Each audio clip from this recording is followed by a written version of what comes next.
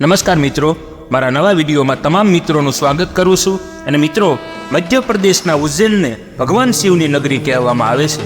12 જ્યોતિર્લિંગોમાંનું એક મહાકાલેશ્વર જ્યોતિર્લિંગ અહીં મોજૂદ છે. દુનિયાભરમાંથી લાખો લોકો અહીં દર્શન કરવા માટે આવે છે અને એવું પણ માનવામાં આવે છે કે અહીં આવવાથી દરેક સમસ્યા દૂર થઈ જાય છે.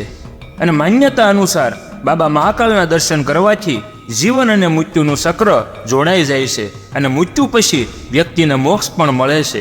અહીંની ભસ્મ આરતી ખૂબ જ પ્રખ્યાત છે અને જો તમે અહીં જવાનું વિચારી રહ્યા છો તો આજે હું તમને ભસ્મ આરતી વિશે કેટલીક એવી વાતો જણાવીશ કે જે જાણીને તમને નવાઈ લાગશે. અને મિત્રો, મહાકાલની આરતી 6 વખત કરવામાં આવે છે, જેમાં સૌથી વિશેષ ભસ્મ આરતી છે. અને બધી આરતીની પહેલા ભસ્મ આરતી કરવામાં આવે છે અને પછી બીજી આરતીમાં ભગવાન શિવને ગઢ શીર્ષનું સ્વરૂપ આપવામાં આવે છે અને ત્રીજી આરતીમાં હનુમાનજીનું સ્વરૂપ આપવામાં આવે છે અને ત્યારબાદ ચોથી આરતીમાં ભગવાન શિવનો શેષનાગ અવતાર જોવા મળે છે અને 5મી આરતીમાં શિવને વરરાજાનું રૂપ આપવામાં આવે છે અને 6ઠી આરતીમાં શયન આરતી કરવામાં આવે છે. અને મિત્રો, અહીંયા વહેલી સવારે 4 વાગે ભસ્મ આરતી કરવામાં આવે છે. અને આ આરતીની ખાસ વાત એ છે કે ભગવાન મહાકાલને તાજા મૃત શરીરની ભસ્મ આરતી શણગારવામાં આવે છે. અને તમને જણાવી દઉં કે આ આરતીમાં ભાગ લેવા માટે તમારે અગાઉથી બુકિંગ કરાવવું પડશે અને ભસ્મ આરતીમાં હાજરી આપવા માટે મહિલાઓએ અગાઉથી બુકિંગ કરવું પડે છે.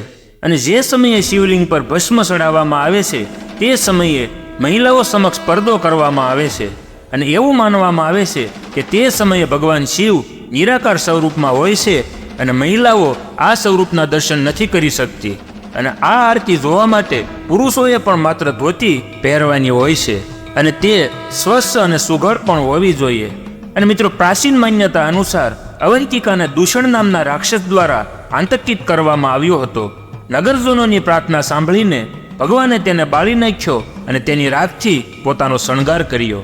અને આ પછી ગામ લોકોની વિનંતી પર શિવજી ત્યાં મહાકાલ બનીને બેઠા અને આ જ કારણે આ મંદિરનું નામ મહાકાલેશ્વર પાડવામાં આવ્યું.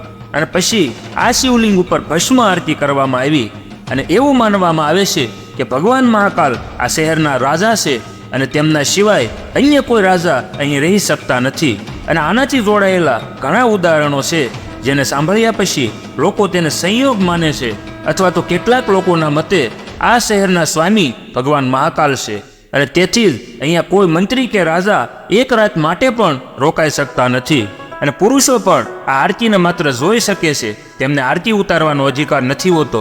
ત્યાં પૂજારીઓ જ મહાકાલની આરતી ઉતારી શકે છે.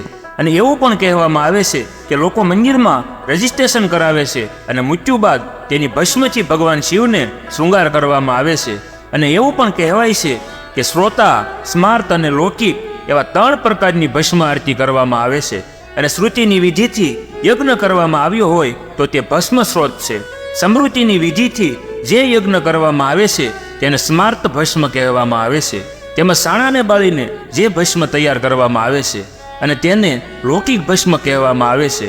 વિરજા હવનની ભસ્મ સર્વોત્કૃષ્ટ માનવામાં આવે છે.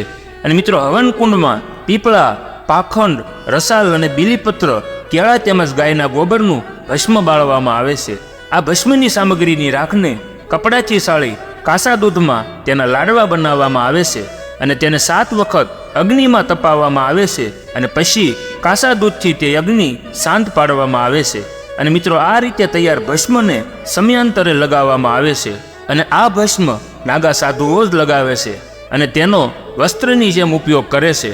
અને મિત્રો, 12 જ્યોતિર્લિંગોમાંથી એક ઉજ્જૈનમાં સ્થિત મહાકાલેશ્વર આવે છે અને કહેવાય છે કે દક્ષિણામુખી ભગવાન શ્રી મહાકાલેશ્વર મંદિરના ગર્ભગૃહમાં બિરાજમાન થઈને સૃષ્ટિનો સંસાર કરે છે. 5000 વર્ષથી પણ જૂનું ઉજ્જૈન, અવંતી, અવંતિકા, ઉજ્જૈની, વિશાલા, નંદિની, અમરાવતી, પક્ષમાવતી, પરતિકલ્પા, કુશસ્થલી જેવા નામોથી પણ ઓળખાય છે. અને મિત્રો, શ્રી મહાકાલેશ્વર પૃથ્વીલોકના રાજા છે. દરેક જ્યોતિર્લિંગોમાંથી એકમાત્ર એવું જ્યોતિર્લિંગ છે કે જેની પ્રતિષ્ઠા સમગ્ર પૃથ્વીના રાજા અને મૃત્યુના દેવતા મૃત્યુંજય મહાકાલના સ્વરૂપે કરવામાં આવી છે. આ ઉપરાંત 12 જ્યોતિર્લિંગોમાંથી આ એક એવું જ્યોતિર્લિંગ છે કે જેમનું મુખ દક્ષિણ દિશામાં છે. દક્ષિણ દિશાનો સ્વામી યમરાજ છે અને તેથી જ આ જ્યોતિર્લિંગનું ખૂબ મહત્વ છે. યમરાજ એટલે કે કાલનો સ્વામી, અને તેથી આ શિવ સ્વરૂપને મહાકાલના નામથી પણ ઓળખવામાં આવે છે. અને માનવામાં આવે છે કે કાળ ગણનામાં શંકુ યંત્ર મહત્વપૂર્ણ છે. અને એવું કહેવાય છે કે પૃથ્વીના કેન્દ્ર ઉજ્જૈનમાં આ જ શંકુ યંત્ર પર મહાકાલેશ્વર લિંગ સ્થિત છે. અને અહીંયાથી જ સમગ્ર પૃથ્વીની કાળગણના કરવામાં આવે છે. અને ઉજ્જૈનમાં બિરાજમાન મહાકાલ એક જ છે, પરંતુ તેઓ પોતાના ભક્તોને અલગ અલગ સ્વરૂપમાં દર્શન આપે છે. દર વર્ષે અને તહેવાર પ્રમાણે તેમનો અલગ અલગ શૃંગાર કરવામાં આવે છે. શિવરાત્રિ પર તેઓ વરરાજા બને છે, તો શ્રાવણ મહિનામાં રાજા બની જાય છે. અને દિવાળીમાં જ્યાં મહાકાલના પ્રાંગણને દીવાઓથી શણગારવામાં આવે છે, તો હોળીમાં ગુલાલથી રંગવામાં આવે છે. અને મહાકાલના દરેક સ્વરૂપને જોઈને વ્યક્તિ મોહિત થઈ જાય છે. જય મહાકાલ, જય ભોળાનાથ.